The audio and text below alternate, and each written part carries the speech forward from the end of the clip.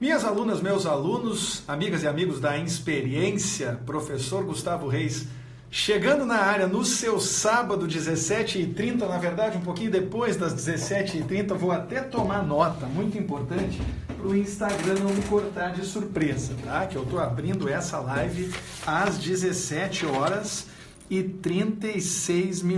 O Instagram muito deselegante, a gente se entusiasma no papo e ele acaba nos cortando. Então eu quero evitar surpresinhas desagradáveis hoje. Eu sou o professor Gustavo Reis, aproveitando, se você quiser me seguir, sinta-se à vontade, @professor Gustavo Reis, sou speaker exclusivo da Insperiência desde 2014 e estou tendo a honra de mediar algumas das conversas que a Insperiência vem promovendo entre os participantes do seu time de speakers para trazer novos olhares, para trazer novos pontos de vista, novas visões a respeito disso tudo que nós estamos vivendo. Visões que por vezes, olhares que por vezes se distanciam um pouco da temática central, mas que por vezes se aproximam dela. O que vai ser o caso de novo hoje, quando eu vou ter a honra de conversar pela terceiro sábado seguido, com o médico infectologista Fabiano Ramos. Antes da gente começar, porém, um recado importante, alguns recados na verdade. Todas as lives anteriores, sem exceção, estão disponíveis no no YouTube da Insperiência, tá? É só procurar no YouTube Insperiência, vocês vão ver acessando a aba de vídeos, os vídeos em ordem cronológica inversa, ou seja, os mais recentes antes, e aí vão ver várias lives do Instagram adaptadas para o formato horizontal, para o formato de paisagem do YouTube, algumas dessas lives mediadas por mim, outras lives mediadas pelo Guilherme Alf, glorioso Guilherme Alf, que está participando aqui da nossa audiência, ou abrilhantando aí a nossa audiência, e também o Bruno Romano, que eu não sei se está por aí, mas se não tiver, periga aparecer daqui a pouco, certo? Todos nós liderados pelo inefável, olha que bonita essa palavra, hein, Fabrício? Procura depois. Pelo inefável Fabrício Ramos, que também já está entre a nossa, já faz parte nesse momento aí da nossa audiência. Quero então insistir com vocês para que vocês assistam as lives que já aconteceram. Teve live com o Giovanni Decker falando sobre o pós-crise, teve live com a Ruth Manos falando sobre escrita criativa, teve live com o Tedi falando sobre a importância da música, enfim, teve vários temas muito bacanas que foram debatidos, que foram apresentados durante essas lives ao longo das últimas semanas, e eu tenho certeza de que se vocês visitarem o canal da Insperiência no YouTube, vocês não vão se arrepender, certo? Quero também aproveitar para frisar, não é só porque o Fabrício está aí, mas quero frisar que a Insperiência está oferecendo o curso online da Ruth sobre escrita criativa. É só procurar os posts no feed da Insperiência, tem 50% de desconto para você aprimorar a sua expressão escrita e com criatividade, o que é, aliás, muito importante nesses tempos que nós estamos vivendo. E quero também aproveitar para reforçar que a Insperiência já vem fortalecendo aí ao longo das últimas 2 ou 3 semanas a parceria com os clientes que estão migrando do presencial para o digital. Isso tudo está sendo feito em tempo recorde, mas com muita qualidade. O pessoal da Insperiência está à disposição se você ainda não fizer parte desse time de clientes. Se você já faz, muito obrigado pela parceria, pelo reforço aí dessa parceria ao longo desses tempos emocionalmente difíceis para todo mundo.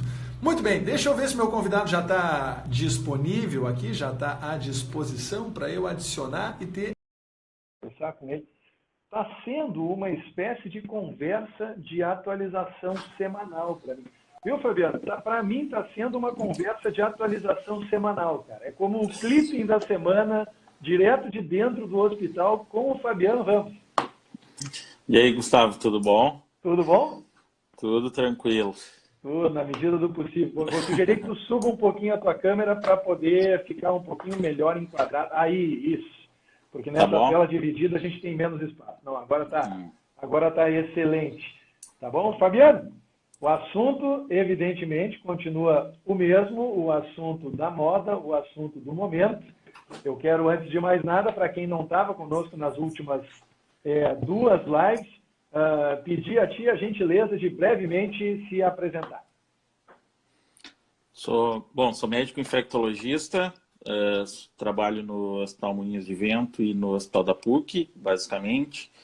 E agora estou concentrado basicamente no Hospital da PUC, né? No Hospital São Lucas da PUC, aqui em Porto Alegre, com todo esse processo, né, de início das infecções aí por SARS-CoV-2, Covid-19. A gente está basicamente concentrando todos os esforços lá no hospital. Importante frisar que não foi só a formação, né, Fabiano, de residência e, enfim, né, a faculdade de medicina, depois a residência em infectologia, mas também você passou alguns anos dedicado à pesquisa, especificamente, né, nesse ramo.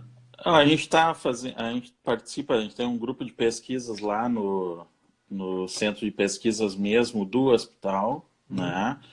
E dentro das pesquisas mais importantes, assim, atualmente, é a pesquisa da vacina da dengue, que é a vacina da dengue desenvolvida pelo Instituto Butantan, né? A gente tem uma parceria bastante grande aí, a gente tem aprendido bastante com o Instituto Butantan nesses quase 5 anos aí de parceria, desde o início, e agora a gente teve uma parada ainda por alguns motivos políticos, né, em relação ao desenvolvimento da vacina, mas que deve estar em breve aí sendo retomado. O Instituto Butantan está terminando a fábrica da vacina lá da dengue, e tomara que a gente consiga aí terminar esse projeto logo para que para que essa vacina chegue aos postos de saúde brevemente. O mais rápido possível. Muito bem. Instruções para quem nos acompanha, muito importante. Se você tiver uma pergunta, e eu imagino que você deva ter várias, use o card de perguntas para mandar para nós. Tá? O card de perguntas é um ícone de ponto de interrogação que fica aqui embaixo da tela, logo abaixo do Fabiano. Tem o campo de comentários e ao lado do campo de comentários tem um ícone com um ponto de interrogação, como se fossem duas cartinhas de baralho, uma em cima da outra. Você dá um toque no ponto de interrogação e digita a sua pergunta ali, certo? Porque assim fica mais fácil de eu identificar a sua pergunta e também posso mostrar ela na tela, tá? Vale lembrar, Fabiano, e aliás isso é importante, que se você não se emocionar demais ao fazer a pergunta, melhor. Tente ser sucinto, tente ser breve, né? Porque às vezes as pessoas colocam 6 linhas de texto na pergunta, o Instagram corta 3 e a gente acaba não conseguindo entender o que foi perguntado. Tá? Então fica o registro, use o card de perguntas para mandar a sua, seja sucinto, seja sucinta ao máximo, e a gente vai, como a gente fez nos últimos 2 sábados, aí, trabalhar duro aqui, né, Fabiano, para esgotar as perguntas, porque eu sei que as perguntas são muitas e elas vão mudando. Vamos começar falando de polêmica, Fabiano. Depois eu vou querer o teu update. O que não é polêmico? Não, tem muita coisa que é, mas não deveria ser. Essa é a principal questão. Eu estou conversando aqui com o Fabiano Ramos _, por favor, se você ainda não segue o Fabiano, siga para ficar em cima da notícia de tudo o que está relacionado aí a essa terrível pandemia, tá? Fabiano, andou saindo essa semana, né, as pessoas já vêm falando sobre letalidade há algum tempo, tá? Mas essa semana especificamente parece que os documentos e os dados começaram, pelo menos documentos que fazem referência a dados, que nós não sabemos de fato até que ponto são confiáveis por todas as questões de teste, né, que nós já inclusive conversamos a respeito nos nossos últimos 2 encontros, mas tem saído dados que começam a indicar, ou pelo menos a inferir taxas de letalidade. E alguns desses dados afirmam que a letalidade da Covid-19, ou melhor, não vou nem falar em letalidade, que o número de mortes de Covid-19 ao longo do primeiro trimestre desse ano, comparado com o primeiro trimestre do ano passado, em termos de gripe comum, é 2 a 3 vezes maior. E aí, claro, que as pessoas veem um recorte como esse, ficam completamente alarmadas, entram ainda mais em pânico do que já estão. Então, enfim, eu quero primeiro te consultar até que ponto esses dados ou esse dado especificamente a que eu me referi, faz sentido? E número 2, que tipo de dados nós realmente deveríamos estar usando para pautar as nossas decisões e não só isso, o nosso estado emocional? Bom, eu acho que em relação à mortalidade, à letalidade, se explica no contexto de uma pandemia e de que as outras doenças, o próprio vírus influenza, né, seguiu matando também uma quantidade grande de pessoas, né? Então a gente está vivendo um contexto que está associado a esse espaço curto de tempo, né? Então, não só o Covid, mas o que a gente está vendo nos países, essa dificuldade de atendimento das pessoas, né? Que essa é uma grande preocupação, a gente já conversou sobre isso aqui nas outras vezes, né? Nos outros países, enquanto chegava Covid, também chegava infarto, chegava acidente de trânsito, politraumatizados e todas as outras doenças. E, além disso, as infecções virais de todos os tipos, incluindo, né, os vírus respiratórios e pneumonias bacterianas associadas, que é comum mais no período de inverno, onde até agora aconteceram essas infecções por Covid também, né? Então, o que a gente tem visto também, Gustavo, é uma associação em muitos países de infecção por influenza e coronavírus, e SARS-CoV-2, né? Inclusive, claro que é um exemplo anedótico, mas assim, um dos nossos primeiros casos em Porto Alegre, de uma pessoa que veio de fora, veio da Europa, o exame positivou para influenza e para coronavírus, né? E, coincidência ou não, a pessoa melhorou com o tratamento para influenza, né? Usando o oseltamivir, o Tamiflu. Então, tanto é que das alternativas iniciais de tratamento é usar o oseltamivir, porque a gente não consegue, a não ser nos locais que tem um teste rápido para influenza, né? Os sintomas são muito parecidos. Então, tem influenza circulando nesses países até o momento, e agora também no Brasil, porque a influenza começou a circular mais cedo, é normal, né? Então, dentro de um contexto da pandemia, comparar com outros períodos do ano, nós não estamos vivendo, né, num mesmo período que o ano passado, por exemplo. Então, é normal, obviamente, ter uma letalidade maior, né? E a gente vai conseguir realmente decifrar se essa letalidade da Covid é maior do que influenza, por exemplo, só depois que tudo isso passar, né? Do próprio H1N1 lá em 2009, a gente conseguiu ver que a mortalidade realmente parecia ser maior num estudo publicado 4 anos depois, né? Então, assim, a gente não vai conseguir ter esses dados nesse momento se é um vírus que mata mais ou não, né? Sabe que essa está muito na moda, né, Fabiana? A divulgação de dados por infográficos, enfim, né? A divulgação de dados por intermédio de recursos visuais, né? E eu, enfim, assino alguns blogs, recebo por e-mail alguns documentos, uns newsletters e tal, que falam especificamente a respeito disso.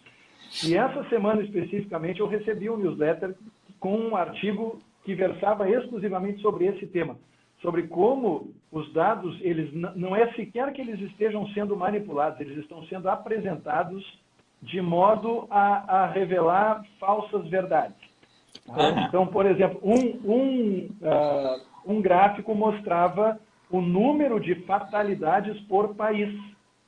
Simples assim, 10 mil na Itália, 10 mil na Espanha, agora 8 mil nos Estados Unidos, 300 no Brasil, e aí colocando cores, né? Colocando um degradê mais, um vermelho mais escuro, onde morreu mais gente, e um vermelho mais claro, onde morreu menos. Mas sem usar a população de cada país como referência. Sim. Né? O que é muito surpreendente, porque a gente só pode ter uma ideia da letalidade em nível local se a gente levar em consideração quantas pessoas morreram em relação a quantos são os habitantes daquele país, né? Número de mortes por 100 mil, que é o que normalmente as pessoas têm usado. Não sei se é esse o índice no meio médico mesmo, né, Fabiano? Sim. Para a gente ter um pouco mais de clareza do que usar porcentagem e acabar trabalhando com várias casas decimais, né? Não, e as características, né, daquela população, o grupo exposto. Então, tem várias variáveis nesse meio tempo, né, que elas são importantes de analisar e que é bem como está comentando, e a gente até falou isso também na semana passada, né, esses números jogados assim, todo dia tem coisas novas, a gente não consegue acompanhar, né, em tempo real quase as informações. E mesmo em revistas de grande impacto no mundo, no meio médico, a gente não está conseguindo avaliar se esses números realmente refletem o que está acontecendo ou não, porque desde o início dos primeiros casos da China, né, está sendo publicados assim séries de casos pequenos, né, tem tratamentos sendo publicados com 5 pacientes num artigo, em revistas de alto impacto. Né? Então, como é que tu vai conseguir transportar isso para o dia a dia ou transportar isso para um tratamento com 5 pacientes só num artigo? Né? Então, os casos controle, cadê todo esse controle que as revistas normalmente têm, atualmente não está tendo. Né? Então, a gente tem que ter muito cuidado quando a gente interpreta friamente esses dados, né? Porque como professor de matemática, acho que dá para manipular esses números, né, Gustavo? Eu estou pensando na relevância, estou tentando calcular a relevância do N igual a 5, né? Porque no denominador, quando a gente vai trabalhar, por exemplo, com um desvio padrão amostral, a gente vai fazer N menos 1 no denominador, para completar, né, Fabiano? Ou seja, esse 5 vai virar 4. Não tem relevância nenhuma, é praticamente como consultar uma pessoa só, dar o tratamento. Se curou, beleza, 100% das pessoas se curam com esse tratamento, é uma coisa maluca. E pior, né, tem um agravante aí que também surgiu ao longo dessa semana, que é a tremenda desconfiança de que a China pode ter omitido informações importantes, né, Fabiano? Como é que isso está efervescendo no meio médico aí? O que se ouve falar? Na verdade, desde o início, né? Antes parecia ser uma coisa meio politizada, assim, né? Essa desconfiança e tal. Mas realmente, do que a gente está vendo de muitos países, né? É quase que impossível a China, com toda a população que tem, né, ter o número de óbitos e o número de casos que tem apresentado, né? Então, os próprios médicos que faleceram, os médicos que foram impedidos inicialmente de falar para o mundo o que estava acontecendo. Então, tem uma série de coisas que também é difícil comentar, porque a gente vai também entrar num achismo, né, que acho que é só levantar mais uma desconfiança sem ter uma certeza também, né? Quase que um fake news aí, mas esse fake news ele tá realmente na desconfiança de todo mundo, né? Do próprio ministro da Saúde, né? Na entrevista dele ontem, ele fez questão de expressar isso textualmente, correndo o risco até de promover mais uma crise diplomática com a China, né? Porque antes da Covid era praticamente uma por semana. E agora a gente está vendo isso. Aliás, Guilherme Alves, mais cedo aqui, fez questão de dizer que Fabiano é maior que Mandetta. Tá? Tá fez bom. questão de frisar aqui agora. Aproveitando, reforçando a você que está participando ao vivo, mande a sua pergunta usando o card de perguntas aqui embaixo. E aí chega uma pergunta que é uma pergunta de ordem prática. Tem algumas, inclusive, que eu já selecionei aqui também, Fabiano.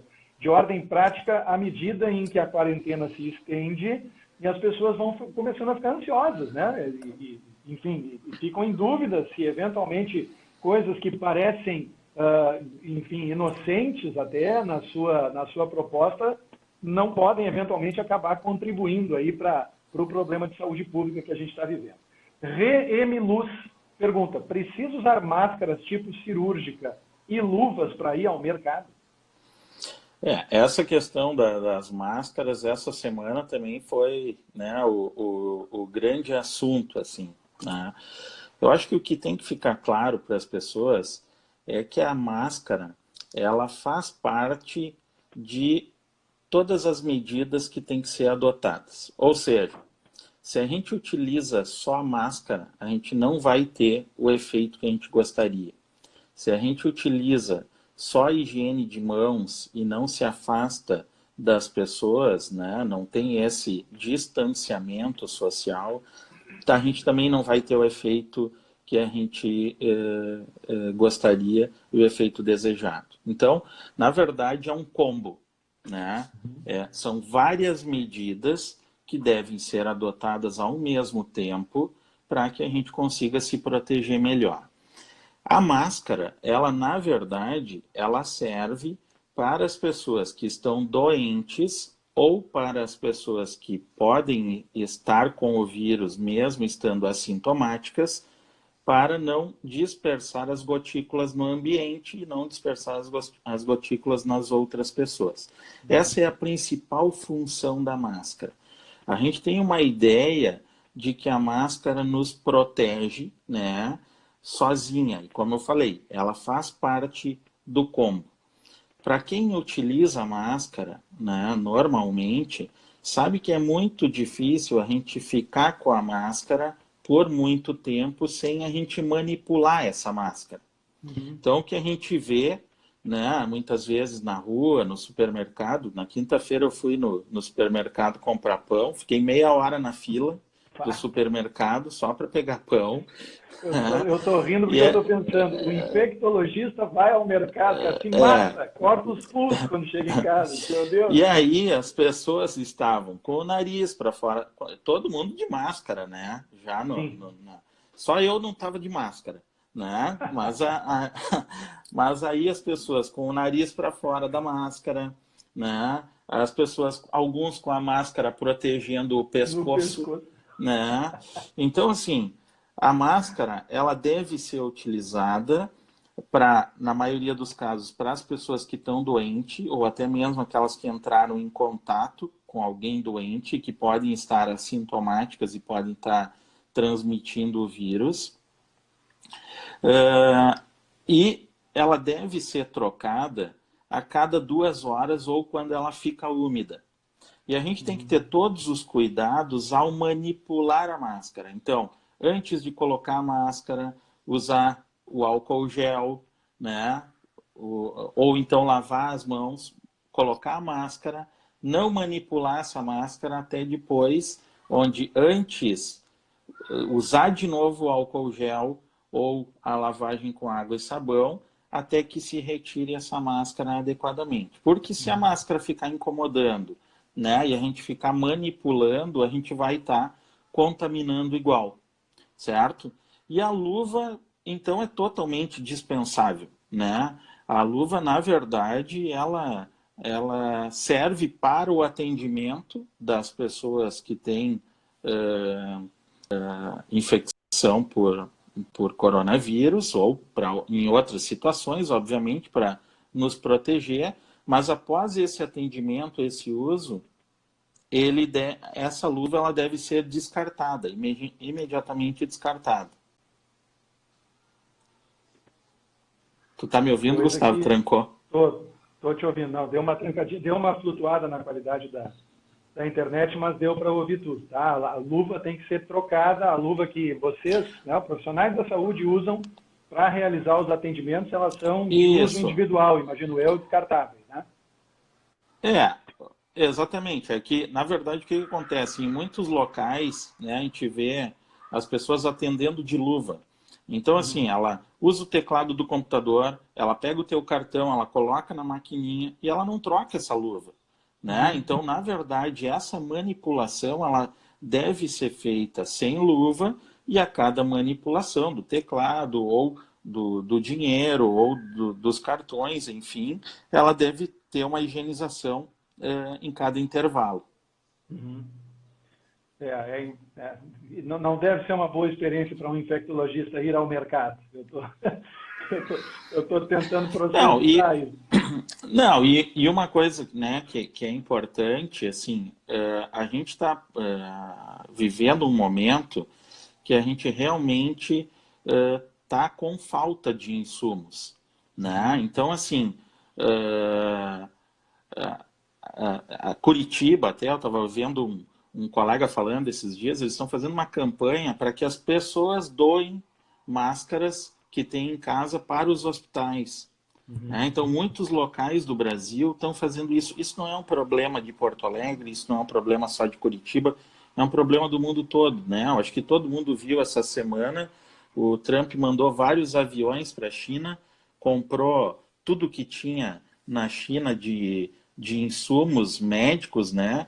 E agora está arrumando confusão aí com o Canadá, com outros países, né? Porque todos os países estão ficando sem insumos, né? Até o Trump tentou, estava ouvindo num jornal agora ao meio-dia, numa fábrica de máscaras N95, ele tentou pegar todas essas máscaras para deixar nos Estados Unidos, que vive um problema enorme também nesse momento, né? E a gente até entende, mas todos os outros países estão sofrendo com isso, né? Então, muitos hospitais do Brasil, inclusive eu acho que até o ministro comentou sobre alguns insumos que tinham sido comprados e que os Estados Unidos foram lá e arrecadaram esses insumos, né? Então, muitos hospitais que tinham compras de insumos, de máscaras e de outros aventais, enfim, estão sofrendo com isso porque já até com dinheiro ou já tendo pago muitas vezes, né, os insumos não estão chegando. Então, hoje, em muitos locais do Brasil, a gente está vivendo literalmente com as máscaras produzidas, né, e doadas para muitos hospitais. Então, e a gente não está com tantos casos assim, né? Imagina se realmente a gente começar a ter um número de casos alarmantes internados, né? Ainda poucos hospitais estão sofrendo com isso, né?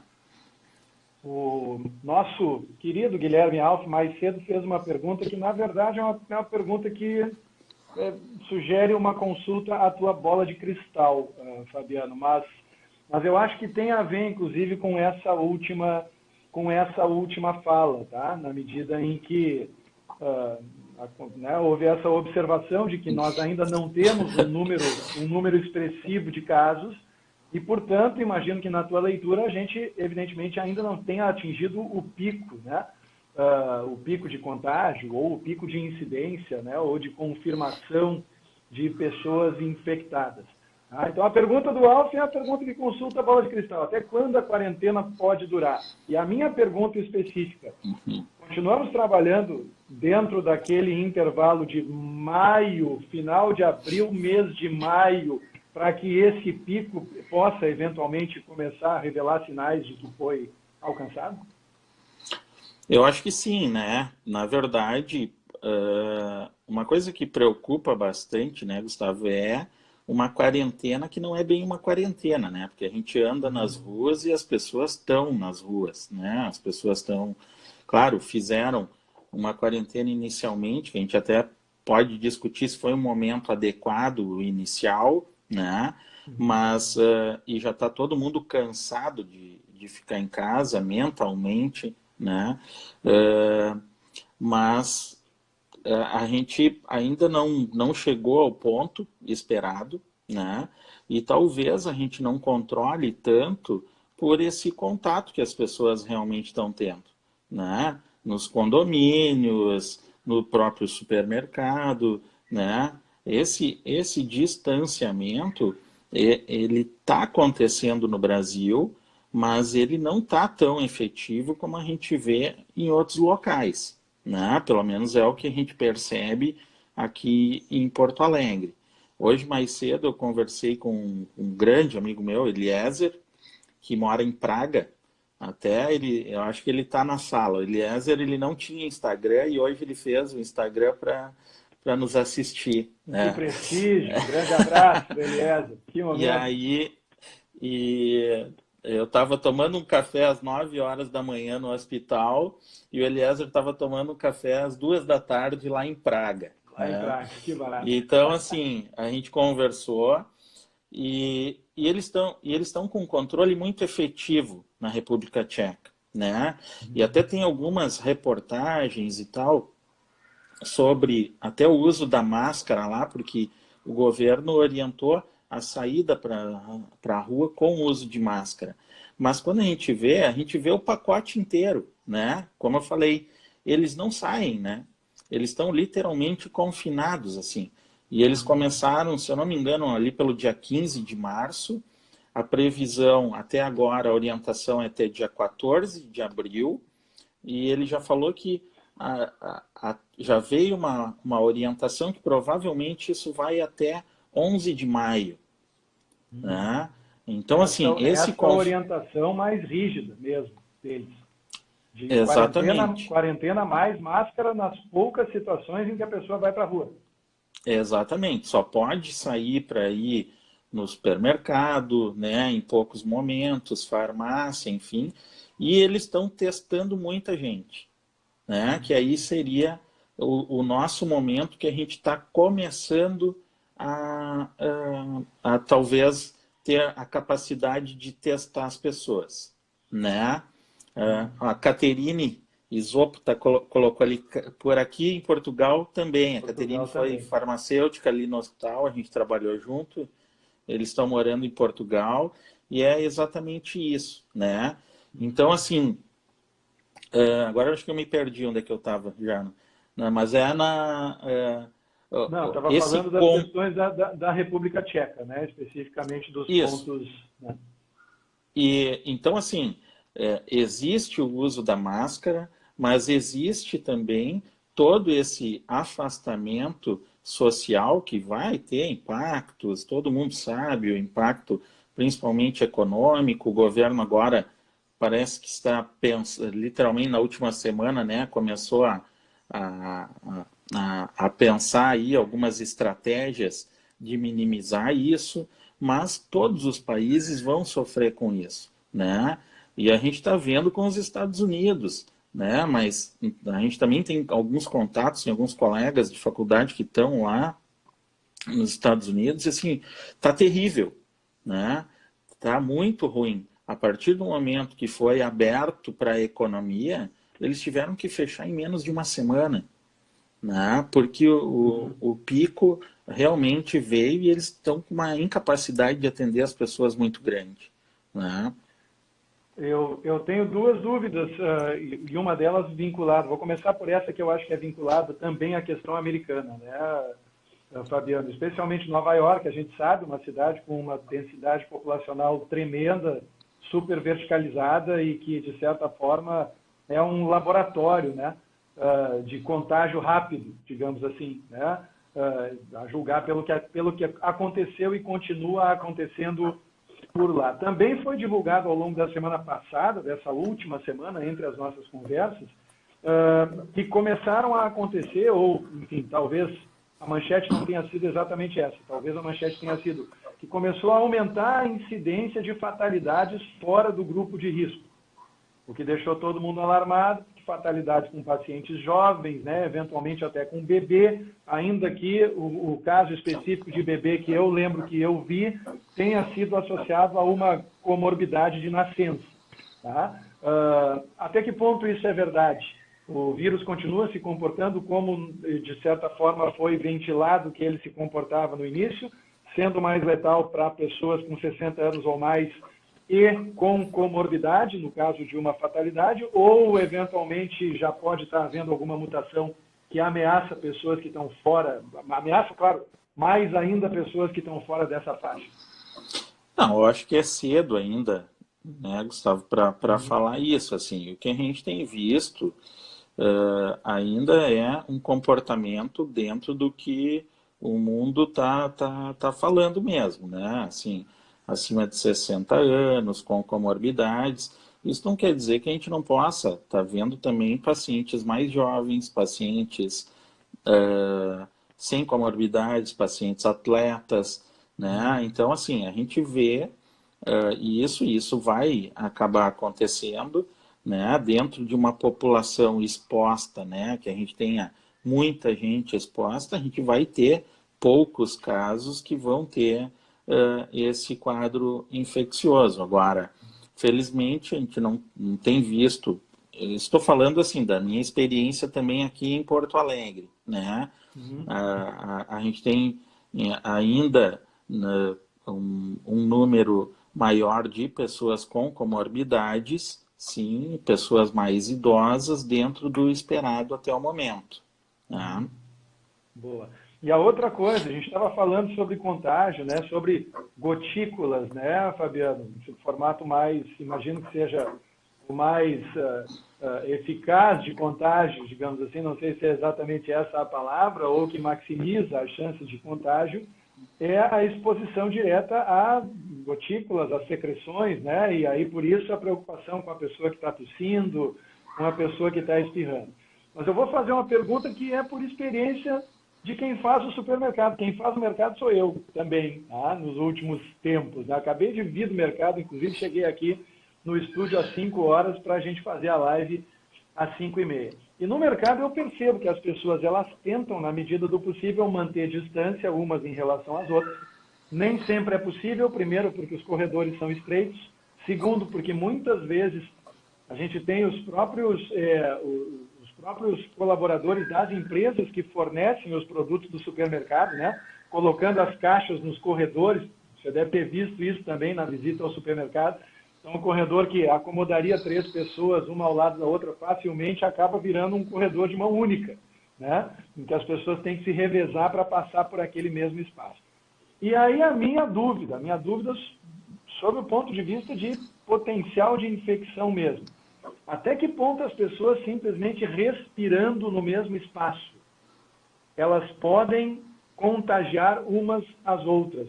A contaminação pode acontecer sem que haja perdigoto, sem que haja tosse, sem que haja espirro, simplesmente por estarem respirando no mesmo local. E aí, na hipótese desse risco ser um risco expressivo, até que ponto a gente tem que tomar cuidado numa situação como essa mesmo, do tipo, eu estou vendo que só tem espaço para uma pessoa passar ali naquele corredor, então eu vou para outro corredor e depois eu volto para esse, quando ele estiver mais liberado, enfim, quando já tiver facilitado o fluxo de pessoas. Mas isso faz parte do afastamento mesmo das pessoas, né? Então, quando a gente fala em gotículas, uma pessoa conversando normalmente ou falando um pouco mais alto, essas gotículas expelidas, normalmente elas não vão ficar no ar. Então, elas têm um peso, né? Elas têm um peso, então esse peso faz com que essas gotículas caiam no ambiente. Por isso que o ambiente é extremamente importante na contaminação. E normalmente essas gotículas, elas, né, vão até 1 metro de distância. Então por isso se fala mais de 1 metro, 1,5 metro, ou 2 metros até, como a melhor distância para não ocorrer a contaminação. Tá? O grande problema é a aerosolização, que é a palavra difícil, né, de falar. Se atrapalha. É isso? Aerosolização, é isso aí. Aerosolização, aprendi mais uma. O que acontece? Por isso que faz parte aquele combo que eu falei, né? O que está estampado em qualquer local, a etiqueta da tosse ou etiqueta do espirro, né? Então, usar o lenço para cobrir.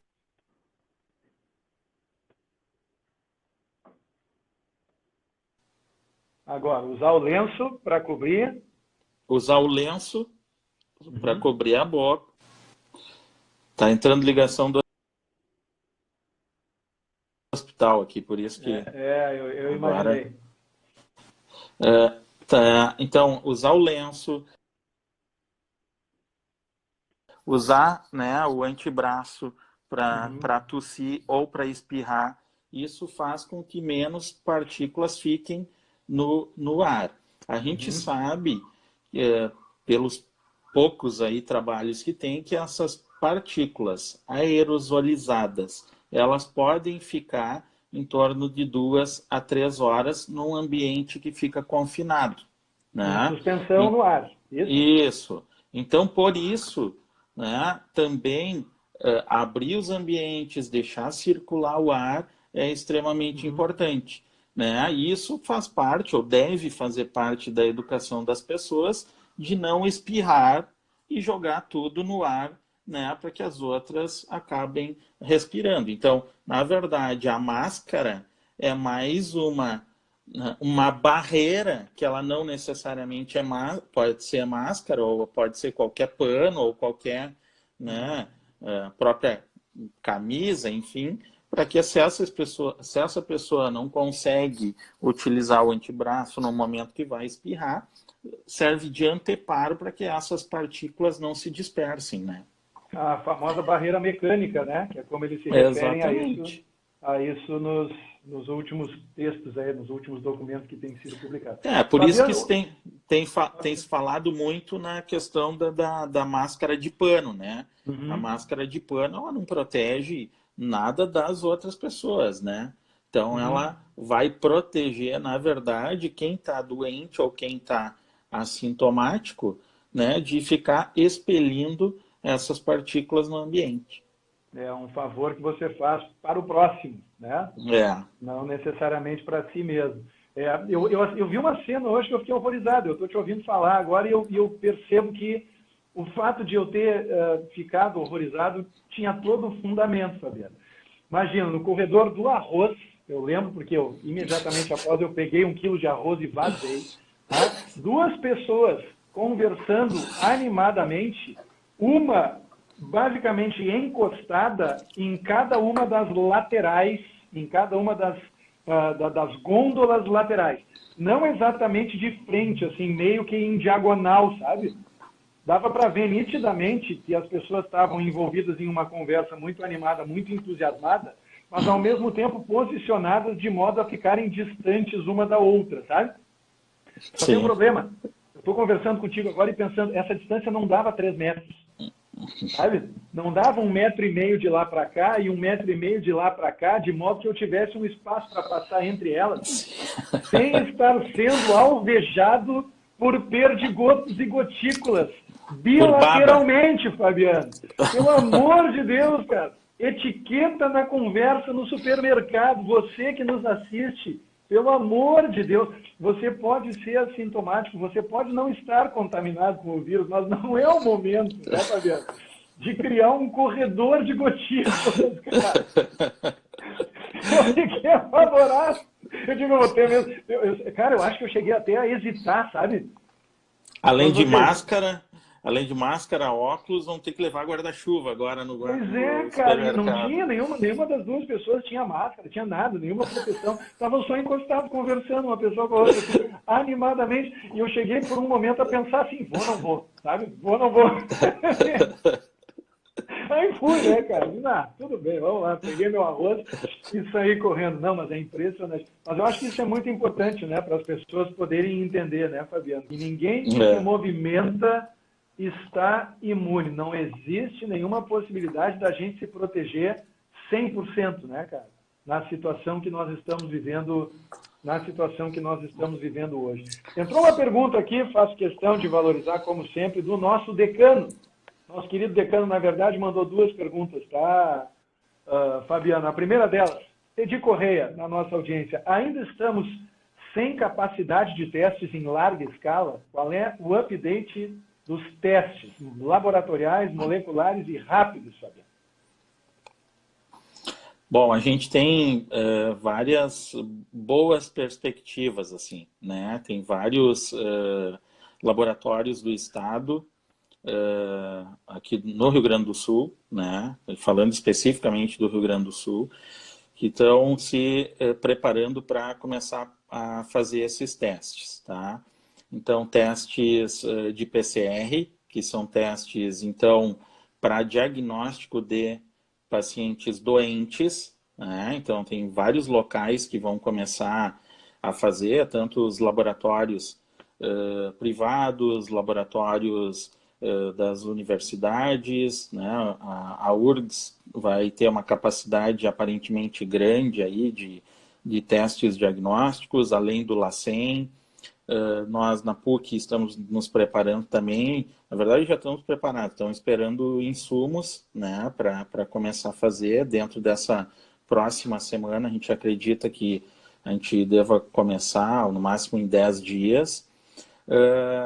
E outros testes rápidos de PCR também estão sendo desenvolvidos. Então, com uma perspectiva, nessas próximas 2 semanas, aí a gente tem uma capacidade de diagnóstico de pessoas doentes mais rápida, né, o que é bastante interessante e é muito bom.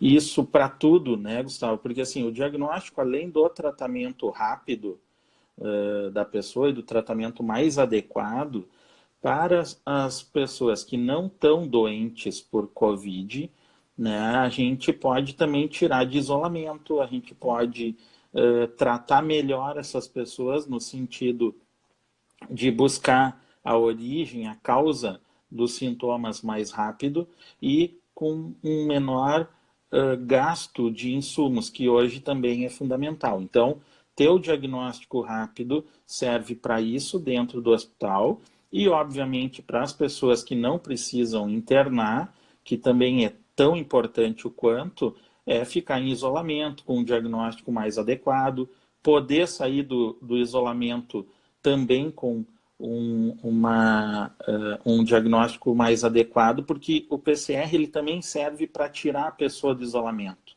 O que a gente tem visto é que muitas pessoas têm ficado mais do que os 14 dias doentes, né?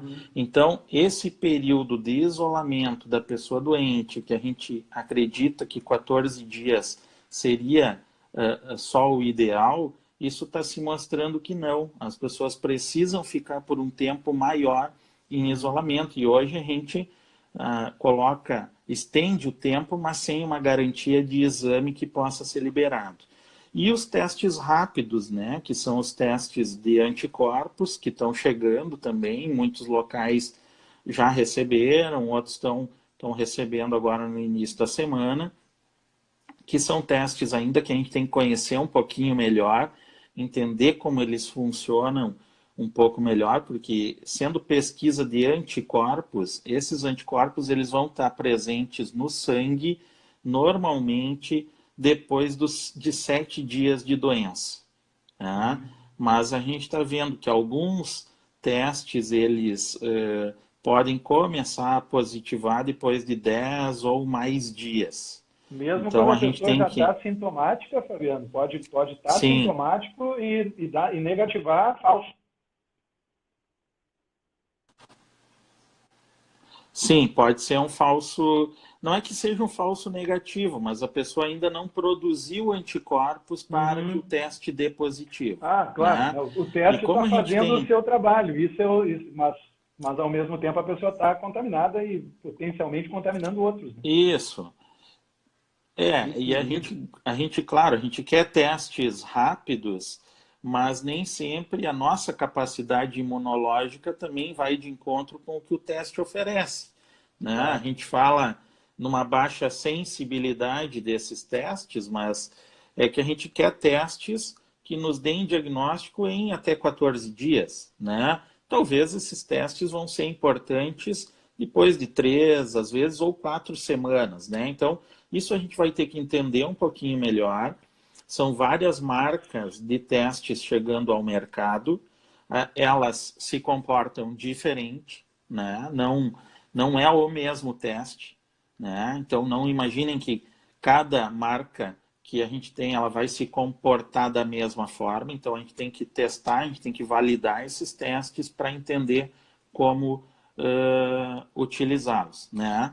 E uma coisa que é importante, que a gente ainda não sabe também, é se esses anticorpos presentes, né, e aí pode ser uma frustração para a maioria das pessoas, mas se esses anticorpos presentes, eles vão realmente ser protetores ao longo do tempo.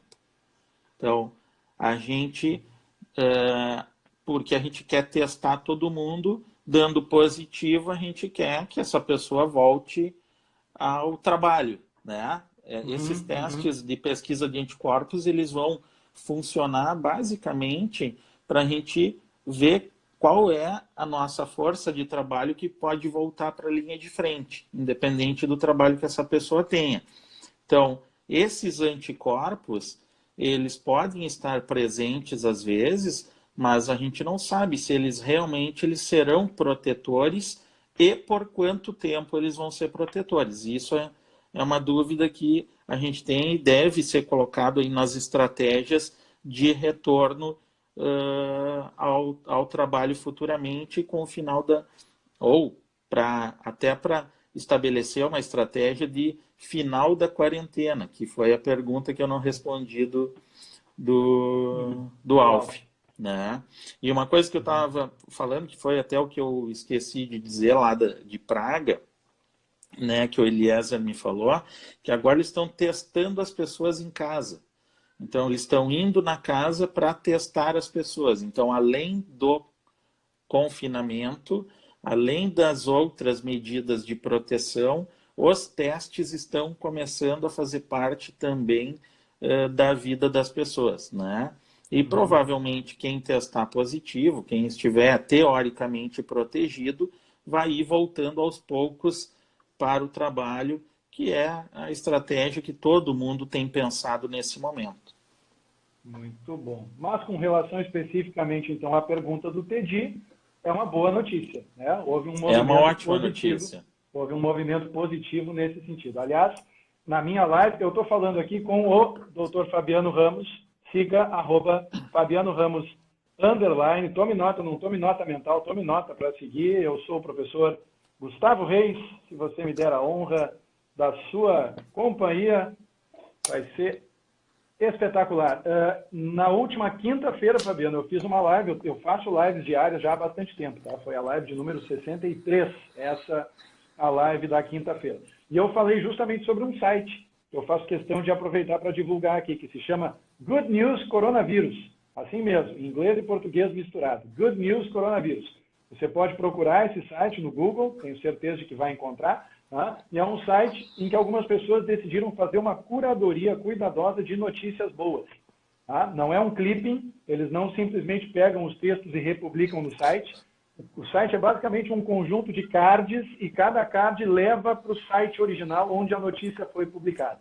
A única condição para a notícia ser exibida nesse site é que tem que ser uma boa notícia, tem que ser uma notícia que nos dê entusiasmo, né? Que nos dê esperança de poder sair dessa o mais rápido possível. Né? Notícias boas, acho que cada vez mais é importante, né, Fabiano? Da gente compartilhar nesse momento que nós estamos vivendo. Nós estamos nos encaminhando para o final da nossa hora. Quero só aproveitar, então, para fazer mais um registro aqui.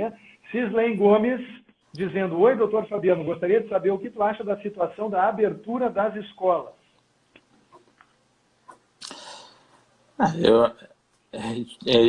Entra, acho que, no mesmo raciocínio da quarentena, né? Muita gente defende a questão da abertura das escolas, proteger os idosos e a gente voltar com força total aí ao trabalho. Acho que é uma das estratégias, mas isso vai entrar na estratégia junto com a testagem da população, né? Eu acho que fazer as coisas isoladamente a gente não vai ter como fazer. E tu voltar com as aulas para as escolas tem que ter uma garantia de que essas crianças, elas mesmo infectadas, elas, né, estando mais protegidas do que os adultos, elas não vão disseminar esse vírus entre os adultos, entre os pais e principalmente entre os avós. Então, assim, a abertura das escolas também vai ter que ser aos poucos, porque a gente tem professores, a gente tem muita da estrutura, são pessoas também das faixas de risco, né? Então, isso também vai ter que ser lentamente retornado. Muito bem. Outra pergunta aqui rapidinho. Talvez a gente faça como fizemos das outras duas vezes, né, Fabiano? A gente interrompe e volta. Eu só não quero ser pego de surpresa pelo Instagram, como eu fui na sexta, né, no sábado da semana passada. O Tedi pergunta, já tem uma projeção, já se tem uma projeção de quantos casos seriam os subnotificados? Não, a gente tem uma ideia, né, de que em torno aí de 10% talvez precise internação hospitalar, né? Então, se a gente pegar esse número das internações e que hoje, pelo menos nas últimas 2 semanas, a gente parou de testar as pessoas na comunidade, a gente está testando as pessoas que internam no hospital. Então, se a gente pegar esses números, né, de internação nas últimas 2 semanas, pelo menos, e transpor para a comunidade, seria em torno aí de 9, 10 vezes o que a gente está vendo. Continuamos então, com a sei lá. estimativa da semana passada, então, 9 a 10 vezes o que a gente está vendo. Mais ou menos isso, né? Eu acho que a gente vai ter isso baseado nos países que testaram muita gente, né? E claro que esse número, ele também tem que ser interpretado de uma forma com cautela, porque as estratégias dos países que testaram muita gente, também, como a Coreia, por exemplo, né, não tiveram tantos casos, porque testando eles conseguiram impedir, junto com as outras medidas, um grande número de internação, né? Então, esses números ainda não são números reais, né? E a outra vez eu falei, eu acho que a gente tem que ter muito cuidado quando a gente fala em números, né? Então, a gente fala o que está vendo nos artigos, mas talvez esse número possa ser um número ainda menor aqui no Brasil, ou maior. Eu não tenho uma clareza tão grande disso. Tá? O Tedi está apavorado, eu acho colocou ainda em letras maiúsculas dizendo 9 a 10 vezes e colocou vários emojis assim. Tedi, semana passada a gente falou sobre isso aqui, e o índice que havia sido publicado em uma fonte que eu encontrei que publicava justamente, conversamos eu e o Fabiano a esse respeito, uma estimativa por país dos casos que estavam sendo de fato notificados, né, dos casos em relação ao número projetado de casos totais. E já na semana passada, o Brasil era indicado nessa tabela com 11%. Em outras palavras, se especulando que 89% dos casos no Brasil não estavam sendo notificados pelo simples fato de que as pessoas estão testando só os internados, né, Fabiano? Mas isso, por um lado, é bom, né? Porque a partir do momento que a gente tem uma ideia de que ainda a gente tem poucos casos de internação na maioria dos hospitais, tá? Tem alguns hospitais, né, ou alguns locais, São Paulo, Brasília, agora, né, com um número de casos grande, mas se a gente for ver que esse número, se ele for 10 vezes realmente, a gente tem que pensar que grande parte dessa população também já está imunizada, né? Ou pode estar imunizado. Então, testando agora, a gente vai começar a poder pensar em realmente abrir, né, mais a economia e essas pessoas com uma força de trabalho voltar para o mercado. Então, tomara que realmente esse número de infectados ele possa ser, nesse momento, 10 vezes, porque talvez a gente consiga trazer essas pessoas para o trabalho antes. E a gente tem que lembrar que a gente vai ter ainda, pelo menos no sul do Brasil, um inverno, né, que deve chegar aí com as outras infecções respiratórias, o que é um problema ainda maior, né? A saída para a prática esportiva em família, famílias que residem no mesmo domicílio 1 hora por dia, é prejudicial à sociedade? Filosófica essa pergunta. É difícil, né, essa pergunta. Eu acho que não. Eu acho que, na verdade, a gente teria que ter uma organização, né, O grande problema é a gente conseguir fazer essa organização, porque mesmo dentro dos condomínios isso já é difícil, né? Então, com quem a gente tem conversado de fora e tal, e eu vi o professor Guaranha antes comentou, acho que é na Espanha, tem a filha dele, ou o filho, estão lá e é proibido sair para fazer exercício, né? Porque a grande questão é como fazer essa organização, né? Do ponto de vista médico, infectológico, poderia ser feito, obviamente, né? As pessoas tomando os devidos cuidados, não tendo contato, né? Evitando ter contato, não fazendo exercícios com materiais, enfim, de praças e tal, né, que pudessem estar contaminados ou ficarem contaminados depois dos exercícios, não teria muito problema. Eu acho que a grande questão é saber como fazer essa organização, né? Mesmo a gente conversa sobre os condomínios, é muito difícil, né, as pessoas conseguirem se organizar para isso, mas eu acho que isso tem que acontecer, né, na medida do possível e para tentar manter uma certa sanidade mental das pessoas, né? Porque ficar trancado dentro de casa sem conseguir ir para a rua, aí tu vai se aglomerar dentro do supermercado, que é o que a gente estava fazendo. É o único lugar que pode ir, eu vou ir para o supermercado, né? Então, eu acho que isso tem que ser melhor organizado. Agora, realmente, é muito difícil. A gente já pensou algumas estratégias até para o próprio condomínio e esbarra em uma série de coisas, né? Então, por isso que o mais fácil... ir para um parque aberto do que ir para o supermercado, em todos os aspectos técnicos e probabilísticos, né? Óbvio, exatamente, né? Uhum. Muito bom. Eu estava pensando em uma coisa enquanto tu estava falando, Fabiano. O meu caso específico, né? Estava pensando, na verdade. Eu gosto muito de correr na rua, né? Desde 2017 eu já fiz aí mais de 400 sessões de corrida, sendo que dessas 400, 2 foram na esteira, Fabiano. 2. O resto foi tudo na rua, com chuva, com frio, tudo que pode imaginar. Eu gosto mesmo de correr na rua.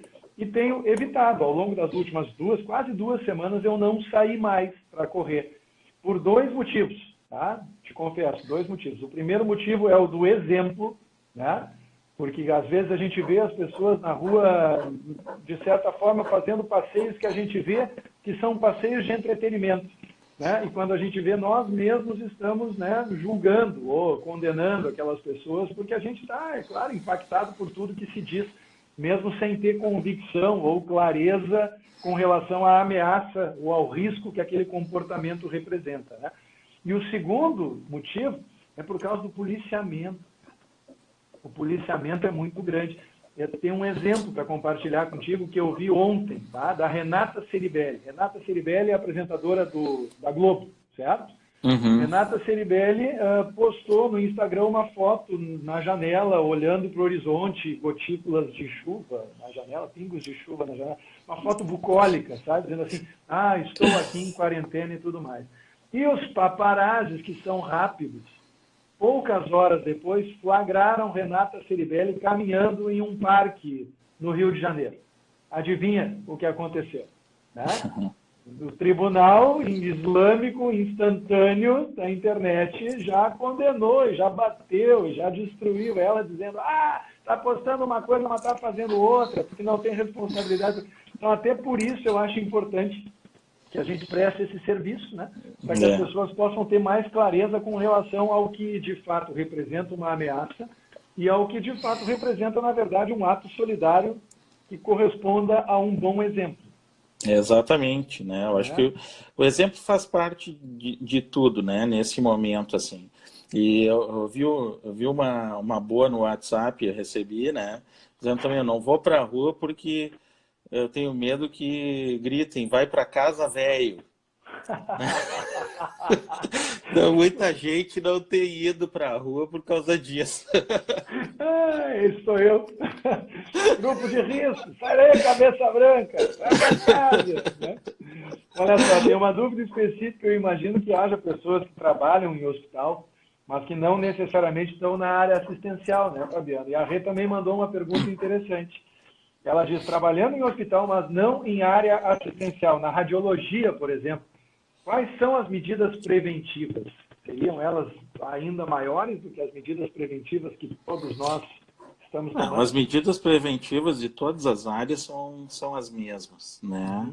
Então, e claro, está todo mundo muito assustado, né? Principalmente dentro dos hospitais, né? Porque inicialmente muita gente fazendo a fotinho clássica lá, né? Nós estamos aqui, fique em casa, mas na verdade está todo mundo muito assustado, né? Como isso vai chegar, como as pessoas vão se comportar. A gente que lidera o processo dentro dos hospitais, né? Tem sido muito difícil, porque a gente entende, né? A gente tem que lidar com desde até a possibilidade de falta de insumos, né? E tu conseguir deixar as pessoas tranquilas para que elas se sintam seguras no atendimento dos pacientes, isso é muito difícil, é muito complicado, né?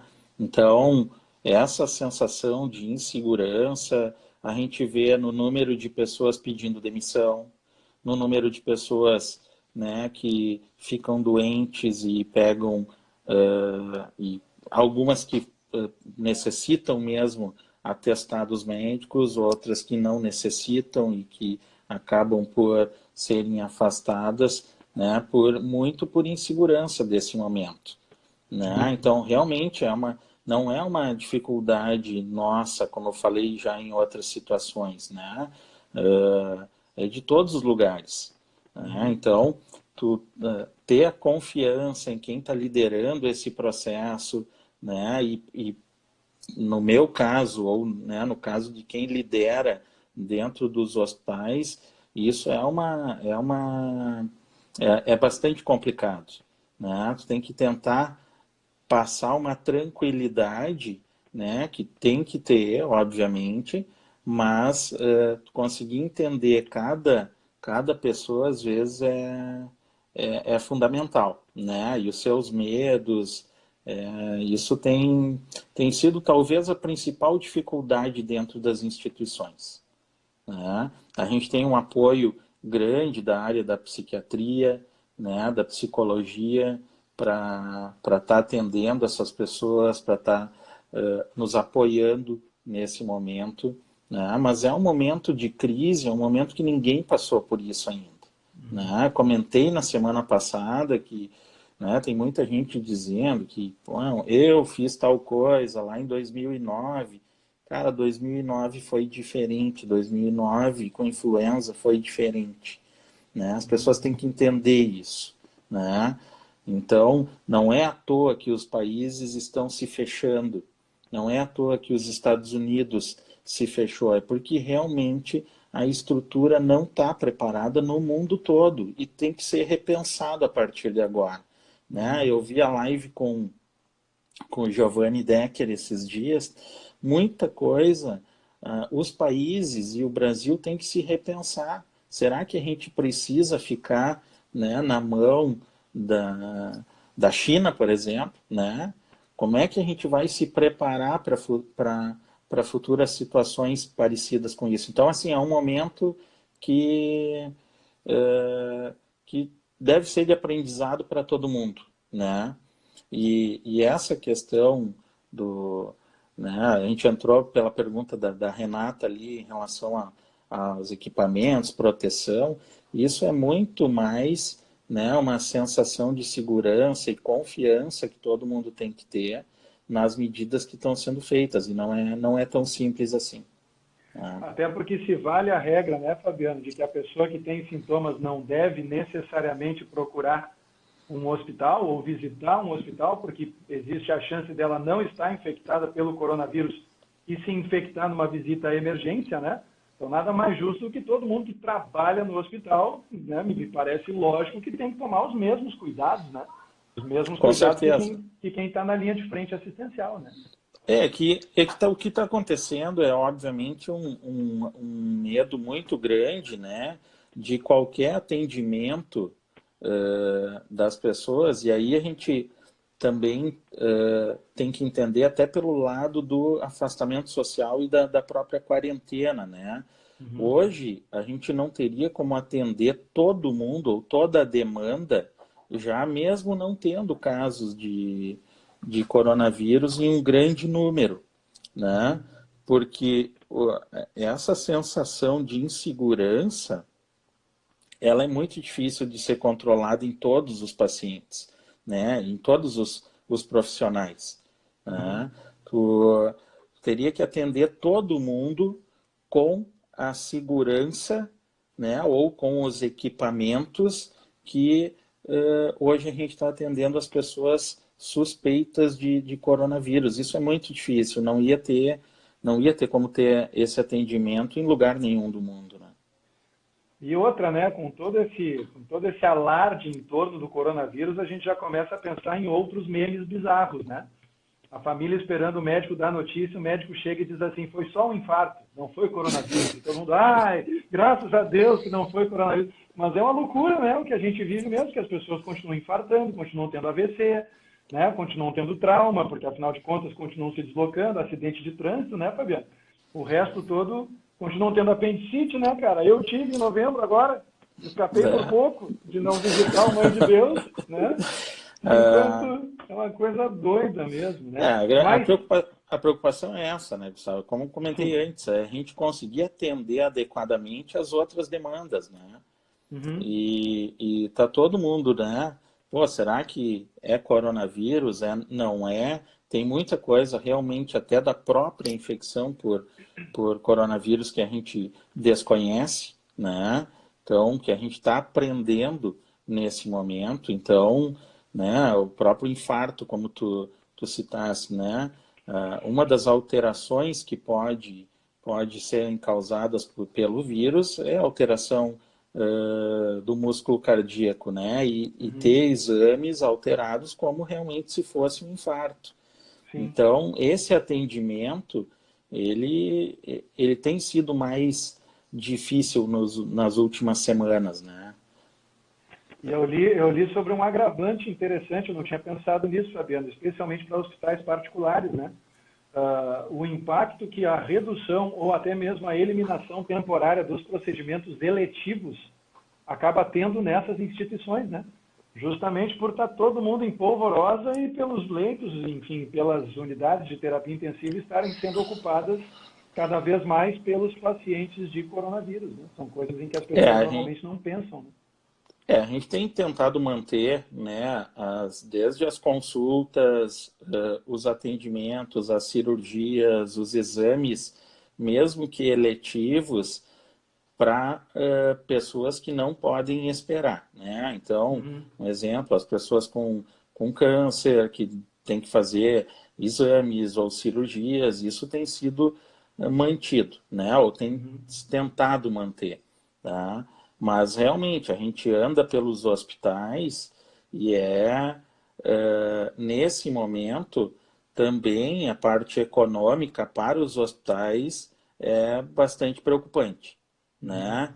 Exames que muitas vezes são a locomotiva das instituições extremamente parados, né? Sem Uhum. pessoas que nem querem fazer o exame nesse momento, também Claro. assustadas, com medo, né? Então, isso tem sido um problema para todo mundo. Que loucura, né? Mais cedo, Diogo Rojas escreveu assim, ó, eu vou recomendar que ele assista a nossa live assim que ela for colocada no YouTube, porque nós já respondemos, tá? Ele disse assim, olá, li uma notícia que o corona pode ser transmitido pelo ar. É possível, Diogo? Assista essa live e preste muita atenção na minha história pessoal, tá? Na minha visita ao supermercado hoje à tarde, no túnel de gotículas. Né, Fabiano? Aprendi que eu fiz bem em ficar alarmado e em desviar. Né? Deixa eu ver. Oi, perdão. Só um comentário tem do professor Guaranha, lá da PUC, cardiologista, sim, nosso chefe lá do pós-operatório de cirurgia cardíaca. Ele está comentando que nós fazíamos em torno de 7 cirurgias cardíacas por semana e atualmente a gente está fazendo 2 cirurgias. Olha, né? Só. Então, é bem complicado isso, né? Esse é um exemplo das cirurgias de grande porte que muitos hospitais, além dos pacientes necessitarem, os hospitais também precisam, né? Até economicamente para se manter. E está tudo realmente parado. Que loucura, cara. Todo mundo. Né? É porque as pessoas talvez façam até uma conexão direta, né? Ou imaginem uma proporção direta entre demanda por assistência hospitalar e receita ou faturamento para o hospital, quando nesse caso acontece exatamente o contrário. Exatamente. Né? E é um contrassenso para a maioria das pessoas, né? Mais ou menos como pensar em demanda por teleentrega. Está todo mundo em casa, naturalmente aumenta a demanda por teleentrega. Mas em muitos casos, pelo contrário, né? Enfim. Exatamente isso. A Paola DS manda uma pergunta interessante aqui nos comentários, Fabiana. Ela diz assim, agora que inicia o frio, começarão as gripes por influenza, ou, enfim, aumentará a incidência, imagino, né?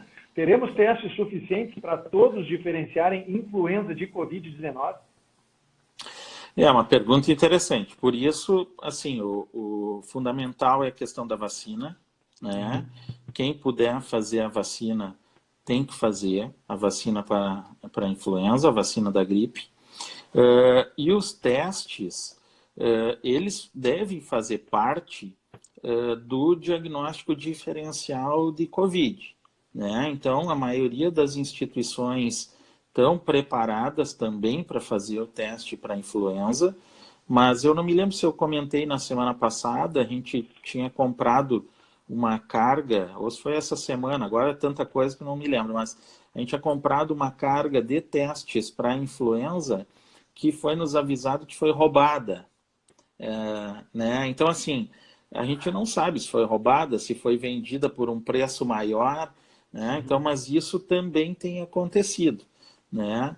Então, mas a gente está se preparando sim para fazer os testes, né? O teste ele tem que ser em paralelo com o teste para coronavírus, então se faz para coronavírus e se faz para influenza e eventualmente para outros vírus respiratórios também que vão aumentar aí nesse inverno, né? Que é o normal, a gente ter o aumento. E a gente tem que lembrar que, né, comentei antes até, que não é incomum as pessoas fazerem infecção por 2 vírus ao mesmo tempo, né? Ou ter uma infecção mista, né? Adenovírus, vírus sincial respiratório, mais vírus influenza, ou associado nesse momento ao coronavírus também. A natureza humana é terrível, né, Fabiano? Eu, te ouvindo falar, lembrei, eu tinha esbarrado em uma notícia que eu acabei acessando aqui para comentar contigo. Coronavírus é usado para espalhar golpes pelo WhatsApp. Ouviu essa? Sim. Maluquice, né? Nada é mais rápido que o golpe de WhatsApp. Informações falsas e que buscam o roubo de dados pessoais e envolvem liberação do valor extra do Bolsa Família, cesta básica, álcool em gel de graça e aumento do pacote de dados da internet. Sim. Tudo isso para tentar sequestrar as contas de WhatsApp, cara. Todo mundo tendo criatividade, né? A gente fala em criatividade nesse momento, existe mais criatividade para o mal do que para o bem, muitas vezes, né? Incrível, né, cara? Incrível. Olha só, tem uma pergunta da Karen Gomes aqui que eu acho que é importante esclarecer também, porque muita gente, enfim, tem comentado a respeito disso e muitos desses comentários, felizmente, têm sido desmentidos pelas autoridades. Doutor Fabiano, o ápice do vírus será semana que vem e na outra? Essa era uma previsão, né, inicial, até metade de abril, entre a metade de abril e o final de abril, a gente ter o maior número de casos no Brasil. Tomara que essa nossa quarentena, né, possa ter diminuído aí esses números, né?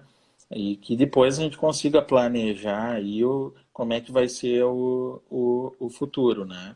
Mas a gente realmente, se a gente olhar os números liberados pelo Ministério da Saúde, né, em grande parte das regiões, dos últimos 10 dias tem aumentado bastante, e, como já comentei antes, em números de internações, né, a gente não tem como comparar esses números com os dados iniciais, porque agora a gente só testa os pacientes internados, então está aumentando, né? E a previsão realmente é que essas próximas semanas seriam o pico, né? Uhum. Essa pergunta está alinhada com a pergunta que o Dindo Júlio 14 mandou.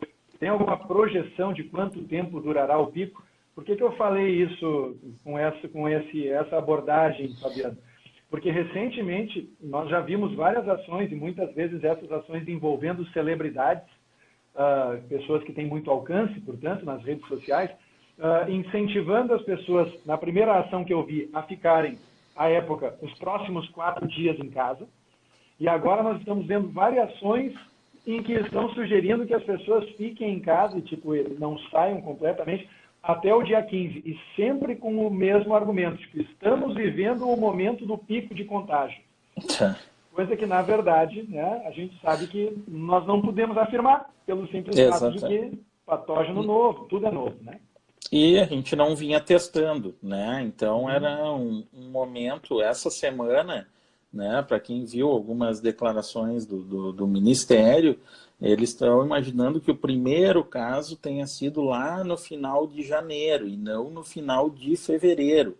Então, provavelmente, a gente já tinha o vírus circulando há mais tempo no Brasil, né? Então, todas essas projeções, elas dependem muito de diagnóstico, né? Então, a gente não tem essa ideia tão clara assim, né? São projeções, são hipóteses, e como isso vai se comportar ao longo do tempo, eu acho que as próximas semanas vão ser importantes, até pela questão da gente conseguir testar mais pessoas, né? A gente vai conseguir ver isso mais claramente nas próximas semanas.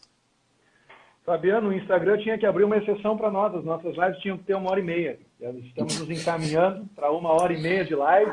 Nesse momento, esgotamos as perguntas, tá? Acho que está tudo muito esclarecido. Olha só, falamos de taxa de letalidade relacionada, né, em relação à gripe, falamos de fatalidades fora do grupo de risco, do uso de máscara, de caminhada esportiva, exercício físico, falamos também de contágio pelo ar, falamos até de quem trabalha em área não assistencial no hospital. Quer dizer, mais uma live super completa. De novo, só posso te agradecer, sei que teu tempo está mais do que nunca super restrito. Uma certeza que eu tenho é de que o Dr. Fabiano Ramos vai tirar merecidas férias depois que tudo isso passar, né, Fabiano? E vamos combinar, né, cara? O bicho tá pegando todo dia. Então, em meu nome, porque aprendo muito, em nome da experiência e dos seus seguidores, quero agradecer mais uma vez muitíssimo a tua participação. E o espaço é teu. Não, eu que agradeço aí, Gustavo. Tem sido muito boa, todo mundo tem falado muito, né, das nossas conversas aí, né? Parece uma roda de chimarrão virtual. Hoje, né? Foi só um café, hoje não tem chimarrão, o cafezinho rolou. E acho que tem sido, né, tem muita gente agradecendo, mandando perguntas, queria agradecer, né, por também as perguntas que acabam enriquecendo. E eu não comentei nada sobre tratamento, talvez se a gente fizer uma próxima aí a gente tenha algumas novidades aí, a gente está com uns projetos legais de eventualmente poder participar de tratamentos aí para o Covid. Então, eu espero que na próxima eu traga alguma novidade para vocês. Doutor Fabiano Ramos já entregando, alô Fabrício Ramos, já entregando que vai haver uma próxima. Né? Já virou, cara, o papo semanal. Né? 17h30 no sábado, você já sabe que tem um compromisso marcado. Mas acho bem legal, Fabiano, falar justamente sobre linhas terapêuticas e também sobre o que pode e o que não pode, sabe? De repente a gente podia fazer uma síntese, né? Tipo um checklist, assim. do que você pode e do que você não pode fazer, não só pelas questões de risco, mas também pelas questões de exemplo, né? Eu acho que são as que acabam deixando as pessoas mais na dúvida, né? E é claro, quanto mais a gente puder contribuir para que não predomine o espírito não dá nada, melhor, né? Porque quando o espírito não dá nada toma conta, cara, aí o buraco é fundo, né? Fabiano, muito obrigado mais uma vez. Tá? O espaço, de novo, está sempre à disposição e um grande abraço e semana que vem tem mais. Valeu, um abraço.